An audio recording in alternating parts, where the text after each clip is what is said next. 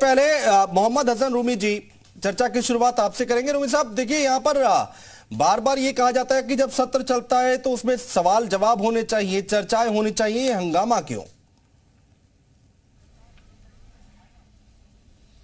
देखिए, कल रामपुर, खतौनी, मैनपुरी में चुनाव हुआ।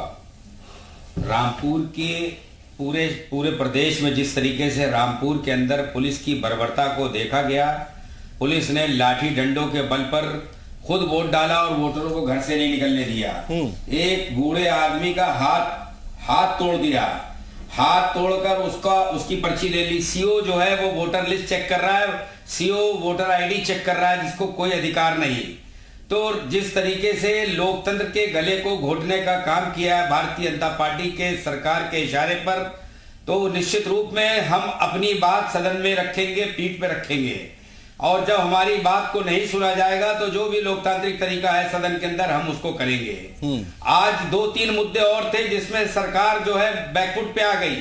311 और नियम 56 में कल हमने अपने शहर विधायक इरफान सोलंकी के गलत तरीके से गिरफ्तारी के बाद जिस तरीके से उनके घर, गिरफ्तारी से पहले पुलिस कूदी और 15-15 थाने की पुलिस ने बिना विवेचना के उनके घर में जिस तरीके से बर्बरता का काम किया, इन सब बातों को लेकर सदन में कल हम लोगों को अपनी बात रखना थी। लेकिन आज सदन 3 दिन के लिए जो बुलाया गया था जी, आज अचानक अनिश्चितकालीन सदन को स्थगित कर दिया गया। तो हमारे बहुत से मुद्दे पेंडिंग में चले गए। हम न्याय मांगने के लिए सदन से सड़कों तक अपने इस आंदोलन को जारी रखेंगे। ठीक है। हमारे शहर में राजेश चौधरी जी, जिस तरीके से विधायकों के साथ, राजेश चौधरी जी जवाब दीजिए, जवाब दीजिए राजेश चौधरी जी, एक एक करके सभी बातों का जवाब दीजिए जो यहाँ पर उठा रहे समाजवादी पार्टी के विधायक। देखिए, जब समाजवादी पार्टी को लगता है कि वो चुनाव हार जाएगी, वो सबसे पहले प्रशासन पे आरोप लगाती है, निर्वाचन आयोग पे आरोप लगाती है। समाजवादी पार्टी अपने द्वारा किए गए कामों को नहीं देखती है। क्या मैनपुरी में चुनाव नहीं हुआ? वहां तो प्रशासन ने रोका नहीं वोट पड़ने से। खतौली में चुनाव नहीं हुआ, वहां तो प्रशासन ने रोका नहीं। रामपुर में ऐसा क्या हो गया अगर रामपुर में प्रशासन रोक रहा है? रामपुर में आजम खां के आतंक को वहां की जनता समाप्त कर रही है। हाँ, आपने देखा है किस तरह से जो है लोकसभा के चुनाव में आजम खां की सीट चली गई जी। और ये सारी सीटें हारने वाले तो आरोप लगाएंगे शासन प्रशासन पर, और ये अपने शासन में ये करते रहे। हाँ, समाजवादी चौधरी साहब यहाँ पर सपा के विधायक कह रहे हैं कि भाई हमारी बात ही नहीं सुनी जा रही है। हम तो मुद्दा उठाने के लिए वहां गए, हमने सदन में वहां आवाज उठाई, लेकिन कोई सुनने को तैयार नहीं है। देखिए, सदन नियम से चलता है, उसके लिए नियमावली भारत के संविधान ने बनाई है। उस नियमावली का पालन करिए। 56 के अंदर डिबेट हुई, किसने मना किया इनको? आप नोटिस दीजिए, आप समय से जो है जो कानून है उसका पालन करते हुए सदन में बहस करिए। किसने मना किया? बहस से तो यही भाग रहे हैं, उल्टे आरोप हम पे लगा रहे हैं। बेल में आकर के हंगामा किसने किया? पूरी दुनिया ने और पूरे देश ने देखा है। हाँ। यही लोग आकर के बेल में हंगामा कर रहे थे। हम तो डिबेट चाहते थे। हाँ। हम तो चाहते हैं हमारे उत्तर प्रदेश सरकार की जितने काम है वो सब जनता तक जाए। प्रदीप कुमार जी आकर के बहस करिए, हमारे कोई अंदर कमी है तो बताइए, किसने मना किया है? दूसरी ठीक है राजेश चौधरी, एक विषय और रह गया, एक विषय और रह गया। इरफान सोलंकी कानपुर से विधायक है समाजवादी पार्टी के, उनके खिलाफ FIR कोई आंदोलन की नहीं हुई है। उन्होंने एक गरीब महिला की जमीन को कब्जाने का काम किया है। ठीक है, आप बताइए।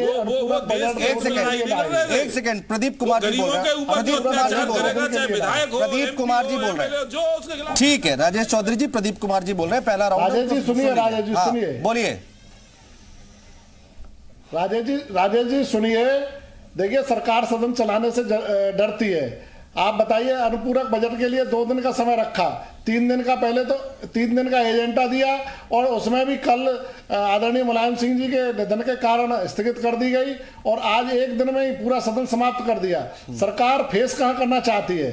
सरकार अगर फेस करे, तमाम किसानों की समस्याएं, गरीबों की समस्याएं, बेरोजगारों की समस्याएं, उन्हें लेकर सरकार को फेस करना पड़ता है। सरकार के पास कोई जवाब नहीं है। राजेश चौधरी जी तो कह रहे हैं हम तो बहस करने के लिए तैयार है, बहस से आप लोग भाग रहे हैं, विपक्ष भाग रहा है।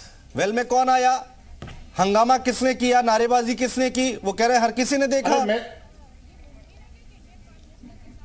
मैं ये कहना चाहता हूं, आज चलो थोड़ा सा इस तरीके के चुनाव में जो उपद्रव हुआ, जो बीजेपी की तरफ से जिस तरीके की गुंडागर्दी हुई पूरे दोनों विधानसभा में और एक लोकसभा क्षेत्र में, उसके जवाब में अगर कोई बात हुई तो सदन चलाना चाहिए था। सदन की तारीख कम से कम 15 दिन से कम नहीं होनी चाहिए, सदन 15 दिन तक चलना चाहिए। सब अपनी बात रखें। किसानों की समस्या है, आज किसान हताश है, आवारा पशु उसके खेतों में घुसे हुए हैं, नहरों में पानी नहीं है, बिजली आ नहीं रही है, सारे मुद्दे हैं, उन्हें सरकार फेस करने के लिए तैयार कहाँ है। ठीक है, बेदीराम जी विधायक है सुभाषपा के, सुभाष का भी पक्ष जान लेते हैं। सुभाष, बेदीराम जी, भाई सदन है चर्चा करने के लिए, बात करने के लिए, बहस करने के लिए, जब जब सत्र शुरू होता है हंगामा शुरू हो जाता है। अरे थोड़े सवाल जवाब हो तो जनता के हित की बात हो तो बेहतर लगता है ना जी। बाबा साहब भीमराव अम्बेडकर ने कहा था, विपक्ष तगड़ा हो, और विपक्ष का काम है जो सरकार में कमियां हो उसको सही दिशा देने के लिए, विकास को कार्यों को बताने के लिए।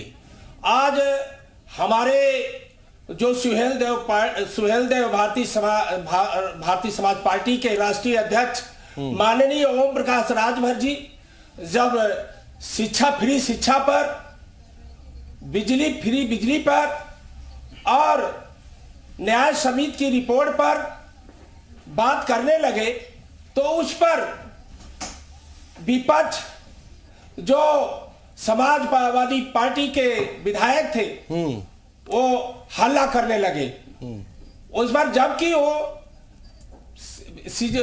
जो गरीबों के लिए स्कूल में पढ़ाई फ्री होना चाहिए, हाँ। टेबल होना चाहिए, हाँ। और उनको अच्छे टीचर की आवश्यकता है, हाँ। लेकिन नहीं, तो आप क्या कह रहे हैं कि जब आप मुद्दे की बात उठा रहे थे तब समाजवादी पार्टी के जो विधायक थे वो हल्ला कर रहे थे। उस समय हल्ला नहीं करना चाहिए था, सुन लेना चाहिए था। करना नहीं चाहिए था। सड़क पर हल्ला करते हैं लेकिन विधानसभा में अपनी मांगे रखनी चाहिए था। ठीक है, रुद्र प्रताप दुबे जी, सर ये पूरी तस्वीर जो निकल कर आई है, ठीक है, आता हूं बेदीराम जी, दोबारा आ जाऊंगा। रुद्र प्रताप दुबे जी, ये जो आज दिन भर देखने को मिला है, हंगामा देखने को मिला है, विपक्ष कह रहा है सत्र छोटा बुलाया गया, सरकार चर्चा से भाग रही है, चर्चा नहीं करना चाह रही है, हंगामा हुआ है इतना, कैसे देखेंगे इसे? अनुज जी देखिए, 3 दिन का एजेंडा आया था। आज जब मुख्यमंत्री जी ने बोल दिया तभी लगभग ये तय हो गया था कि सदन स्थगित हो जाएगा, क्योंकि जब नेता सदन ने बोल दिया था तो बहुत कुछ बचा नहीं था। लेकिन 3 दिन के जब एजेंडा आया था तो कम से कम विधानसभा को 3 दिन के लिए चलना चाहिए था। मेरा जो पहला कंसर्न है कि नेताजी ने प्रदेश के लिए बहुत काम किया था। हालांकि उनका पार्थिव शरीर विधानसभा में नहीं आ पाया, लेकिन जो शोक संदेश के लिए जो माहौल बनना चाहिए था, जिस तरीके से उनके योगदान पर चर्चा होनी चाहिए थी, वो उन चुनावों की भेंट चढ़ गई। ये सही नहीं हुआ। राजनीति सिर्फ सरकार बनाने तक केंद्रित नहीं होती, वो एक पाठ्यक्रम का सब्जेक्ट है। पॉलिटिकल साइंस यूनिवर्सिटी में पढ़ाया जाता। आप नए छात्रों के लिए क्या छोड़ के जा रहे हैं? एक दस्तावेज तैयार होता विधानसभा में कि किस तरीके से पूर्व मुख्यमंत्री को याद किया गया। वो जो हंगामे की भेंट चढ़ गया, मुझे लगा है उससे बचना चाहिए था सभी राजनीतिक दलों को। अनुपूरक बजट पे आज चर्चा हुई, निश्चित तौर पे चर्चा उस तरीके से नहीं पहुंच पाई जितना सार्थक उसको होना चाहिए था, वो भी हंगामे की भेंट चढ़ी। लेकिन जब आप विधानसभा को 3 दिनों तक रखने की बात करते हैं तो अनुज जी हर वो कोशिश करनी चाहिए कि वो 3 दिन तक को कम से कम छू ले, या जितनी समय सीमा आपने दी है उतना कम से कम वो पूरा कर ले। हाँ। जी ठीक है, राजेश चौधरी जी जवाब दीजिए। देखिए यहाँ पर आरएलडी के जो विधायक है प्रदीप कुमार जी, वो कह रहे हैं कि भाई हमारे इतने मुद्दे हैं, आप सत्र इतना छोटा बुलाया और उसके बाद देखिए स्थगित भी हो गया, तो कह रहे हैं बात कहां रखेंगे, चर्चा कैसे करेंगे? देखिए, सदन के प्रति ये लोग कितने गंभीर हैं आप अंदाजा लगाइए। कल सदन की कार्यवाही शुरू हुई, माननीय मुख्यमंत्री जी नेता सदन में थे, विपक्ष के नेता कहां थे? आज दोबारा से सदन की कार्यवाही सुबह 11 बजे शुरू हुई, माननीय मुख्यमंत्री जी का उद्बोधन हुआ, उन्होंने अपना वक्तव्य दिया विधानसभा के अंदर। विपक्ष के नेता कहां थे? अखिलेश यादव में तो टॉर्च लेके ढूंढ रहा था, कहीं थे ही नहीं सदन के अंदर। अरे आप कितने गंभीर हो, कितना ये करना चाहते हो, लाइव कर रहे हो फेसबुक पर, वहां हंगामा करके, अरे समाजवादी पार्टी गुंडों की पार्टी है, सब जानते हैं। कौन नहीं जानता? आप फेसबुक पे भी ये दिखाने की कोशिश कर रहे हो, एक विधायक दिखा रहे हैं वहां कि देखिए हम कितने बड़ा गुंडागर्दी सदन के अंदर भी कर सकते हैं, बाहर ही नहीं अंदर भी कर सकते हैं हम। ये लोग मिथ्या बातें करते हैं, ये झूठी बातें करते हैं। रहे नहरों की सफाई की रिकॉर्ड है, देश आजाद हुआ है तब से लेकर के आज तक जितना भारतीय जनता पार्टी के शासन में नहरों की सफाई हुई है, अलग ट्यूबवेल के लिए किसानों के लिए अलग से फीडर देने का काम भारतीय जनता पार्टी की सरकार ने किया। ये लोग भी समय समय पर सरकार में रहे। जब इतना अच्छा ये काम करते थे तो किसानों की बदहाल स्थिति क्यों है भाई? आप किसान किसान किसान की बात कर रहे हो, आपने क्या किया है? रूमी साहब ये तो केंद्र की सरकार में रहे थे प्रदीप जी हमारे। हाँ। जहाज उड़ा रहे थे इनके अजीत सिंह जी। हाँ। अरे आप किसानों के लिए क्या किया? आप जहाज में उड़ा रहे थे क्या? आप तो उड्डयन मंत्रालय लेकर के सत्ता की मलाई चाट रहे थे। एक एक करके जवाब ले लेते हैं। रूमी साहब जवाब दीजिए। अब राजेश चौधरी को मौका मिल गया, वो कह रहे हैं कि भाई अखिलेश यादव तो दिखे नहीं, मैं टॉर्च लेकर ढूंढ रहा था। आज इस दुनिया में नहीं रहे हैं। हाँ। आप उनके बारे में ऐसी बातें ना करें। आप सीनियर भारतीय जनता पार्टी के नेता हैं। हाँ। आप उनके बारे में ऐसी टिप्पणी ना करें। ठीक है, ठीक है, किसानों के नेता थे, किसानों के इतने बड़े नेता थे जिन्होंने किसानों के नहीं, मैंने कोई प्रदीप जी अपमानजनक बात नहीं किया। मैंने कोई मैं उनका सम्मान करता हूँ और आपसे ज्यादा करता हूँ। वो आपकी पार्टी के नेता थे, मैं भी उनका सम्मान करता हूँ। पर आपकी मंशा क्या है? आप कमी निकाल रहे हो भारतीय जनता पार्टी के अंदर। आप सरकार में थे तब क्या कर रहे थे भाई? सिंचाई मंत्रालय वर्षों तक आपके पास रहा है। मंत्री थे, आप क्या कर रहे थे? मैं प्रश्न खड़ा कर रहा हूँ। कमी निकालना रूमी साहब से जवाब मांगा है, जो रूमी साहब से सवाल है ना, बोलिए।